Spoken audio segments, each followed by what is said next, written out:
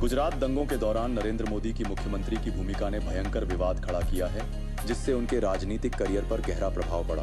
मोदी ने अपनी राजनीतिक सफलता के लिए चतुर रणनीतियां अपनाई हैं, जो उनके व्यक्तित्व को मजबूत बनाती हैं। सोशल मीडिया का प्रभावी ढंग से उपयोग करके मोदी ने अपनी छवि को मजबूत करने में मदद की है।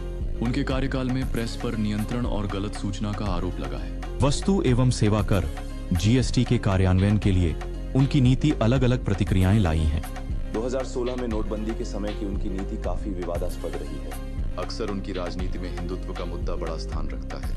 कई क्षेत्रों में विकास के दावों पर सवाल उठ चुके हैं। मोदी ने अपनी सरकार में गृह मंत्रालय को काफी ताकत दी है। विपक्षी नेताओं के खिलाफ हमले और उनकी प्रबंधन नीति अक्सर चर्चा का विषय बनती है। अपनी चाय वाले की छवि को बढ़ावा देने में उन्होंने खुद को आम जनता के साथ जोड़ा है। उनकी आर्थिक नीतियों पर कई अर्थशास्त्रियों ने सवाल उठाए हैं। चुनावी भाषणों में स्थानीय भाषाओं का इस्तेमाल उनकी रणनीति का हिस्सा रहा है। उनके पर्यावरण संरक्षण योजनाओं में विवादित पहलू भी सामने आते हैं। उनकी राजनीति में धर्म को एक महत्वपूर्ण कारक के रूप में देखा जाता है। दंगों के संदर्भ में उन्हें आरोपित किया गया है कि उन्होंने हिंसा को रोकने में नाकाम रहे। राजनीतिक प्रचार में उन पर मजबूत नेता की छवि बनाने के लिए साधारण तथ्यों को बढ़ा चढ़ाकर पेश करने का आरोप लगा है।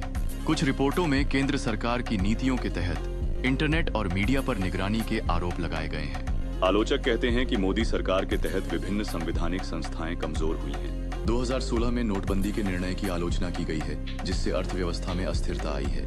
गुजरात विकास मॉडल को लेकर एक विवाद रहा है, जिसके तहत कुछ लोगों का विश्वास है कि यह समाज के एक वर्ग के लिए फायदेमंद रहा। उनकी द्वारा अपनाई गई कुछ नीतियों और भाषणों को धार्मिक ध्रुवीकरण को बढ़ावा देने वाला माना जाता है। उनके कार्यकाल में आर्थिक असमानता को लेकर चिंताएं बनी रहती हैं। मोदी सरकार के दौरान कुछ स्वतंत्र मीडिया प्रदर्शनों पर अंकुश लगाने के आरोप लगाए गए हैं। कुछ समय के लिए पूर्ववर्ती नीतियों से अचानक बदलाव करने के कारण आलोचना होती है। 2020-21 में किसान आंदोलन के दौरान उनकी नीतियों को लेकर व्यापक असंतोष देखने को मिला।